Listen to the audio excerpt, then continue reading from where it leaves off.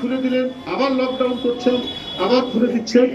আজকে কি হচ্ছে? প্রতিদিন 1100 থেকে 1200 মানুষ করোনায় আক্রান্ত হচ্ছেন।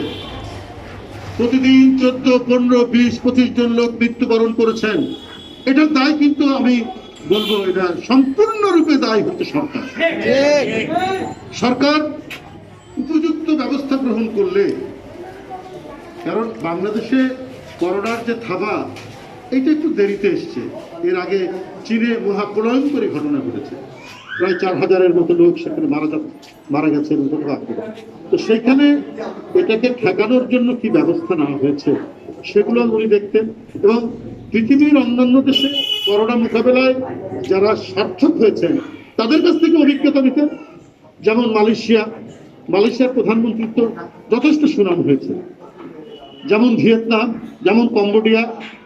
আপনি এখান থেকে কোনো শিক্ষা নেননি, আপনারা মানুষকে জানতেই দেননি যে বাংলাদেশে করোনা আক্রমণ হয়েছে, কারণ আপনারা ওই সময় আপনাদের নিজস্ব একটি উৎসব, নিজস্ব একটি কাজ দিয়ে আপনারা ব্যস্ত ছিলেন। এই কারণে মানুষকে জানতেই দেননি।